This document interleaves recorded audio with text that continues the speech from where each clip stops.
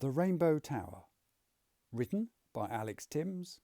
Illustrated by R H Stewart. Episode 35. Red. Well, all I can say is that they'll lose in the end. It was Silas who'd come to join them. Jed looked at him. Well, think about it, Silas went on. We have nothing to lose. Besides, what's more terrifying? A bunch of weird rubber-wearing ex-builders or that thing underneath us? Well, say we do win, Jed replied, looking back at the barricade and the impassive enforcers behind. How do we stop our people from being hurt in the process? And it's not just here either, Katie added. The construction levels have only one entrance. It's always sealed to keep the workers in and even easier to defend than here. Surely Swenson will have blocked that off as well. Silas shook his head. Plus, as far as we can tell, as that thing grows, it speeds up. It'll catch us soon if we don't move fast. Jed breathed out. Silas, any chance you can go round the back of this lot? If we flank them, they might be easier to deal with, and while you're doing that, Katie and I will see if we can reach the construction levels.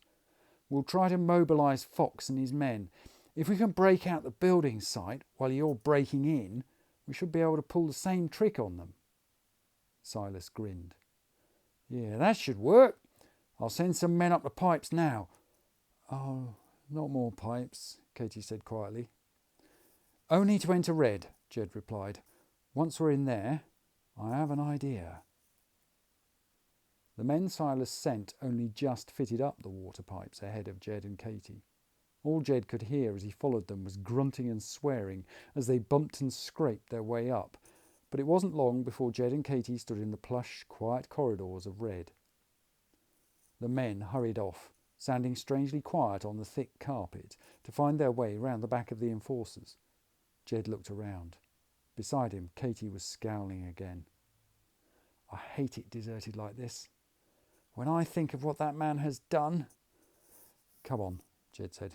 We need to find a lift. But the lifts don't stop at the construction levels, Katie said as she followed, her hushed voice further deadened by the ornate drapes and wallpaper. I know, Jed replied. It was odd speaking with no echo of any kind. When they took me to see Swenson, the lift had to slow down to go over bumps in the guide rails. I'm certain those bumps were where they'd put in new runners as the building grows. If we can find that section, then we've found the construction levels, Katie finished. Exactly. Jed passed a pair of ornate gold doors, only to be called back. These are never lift doors, he said, incredulous. He looked at the delicate filigree covering them as Katie prized them apart to reveal a dark lift shaft. Hold them a second, she said, and disappeared inside. Moments later, dim light filled the shaft. I hope you can climb, she said, as Jed stuck his head through the doors to see her closing the lid of a maintenance box. Oh, not bad, he said, and he slipped through and looked up and down the shaft. Behind him, the doors thudded together. Katie was far above him. He wanted to put this down to his lack of sleep and food, plus the fact he was near exhausted from everything that had happened to him. But as he watched her climb smoothly up the latticework of rails and support beams, he was forced to admit that the real reason she was so far ahead was because she was better than him. She moved as if she'd climbed this shaft 100 times before and didn't seem to notice that there was now a drop of many stories beneath them. At last, Jed caught up with her. She looked down at him as he pulled himself up onto the bar below, and even in the dim light her flushed face looked quite different. She smiled and her eyes sparkled with a humour that had not been there before. Sorry, I should have said I used to climb in here a lot.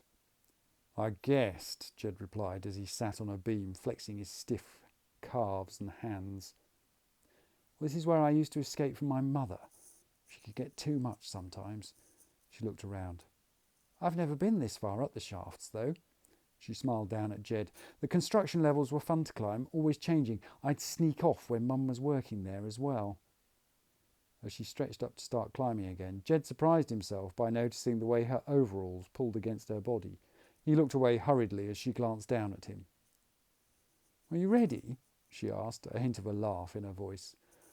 "Yeah," he muttered, and without looking at her, rose to his feet and followed. Jed had been right. Short sections of rail had been inserted in the lift shaft. The walls were also made of smaller blocks to allow new ones to be added more easily. Jed inspected the blockwork and scraped at the recent mortar with his finger. "Here," Katie said, handing him a screwdriver from the pocket of her overalls. "I know it's not as fancy as your phone." "Well, you can't dig out mortar with a phone," Jed replied as he began to work. Very soon he had the block loosened, pushed it, and it fell away, letting bright light flood through the opening it had made. Between them, they enlarged the hole big enough to crawl through. Jed followed Katie out, only to be shoved face down on the concrete floor as soon as he slithered through. "Stay where you are. Do not move a muscle." He felt a foot on his back, holding him down. Jed knew from the voice and the weight of the man who it had to be. "Francis, get off me and find Fox," Jed groaned, where another man had hold of Katie next to him. "What did you say?" Francis leaned closer for a better look, still with his foot on Jed. "Francis," Jed gasped, "get off! It's me!" Suddenly Francis's weight had gone, and Jed rolled stiffly onto his back to see Fox hurrying towards them. "Oh, sorry," Francis mumbled. Jed rubbed his back. "You did it," Fox said, raising an eyebrow. "You got in and out of HR." Jed struggled upright as the other man helped Katie to her feet. Fox studied Jed in the same way Mrs. F had used to. At last he turned away. "And now I have something to show you," he said over his shoulder. "Follow me." Thank you very much for listening to The Rainbow Tower. To see more of R H Stewart's excellent artwork, you'll find him on Instagram at roy.hootson.stewart. For Alex Tymms, why not try the novel OutCaste at ao3.com? Or, for something completely different, check out the Amier series on YouTube or at amier.com, also by Alex Tymms. The Rainbow Tower. Text copyright Alex Tymms. Illustrations copyright R H Stewart.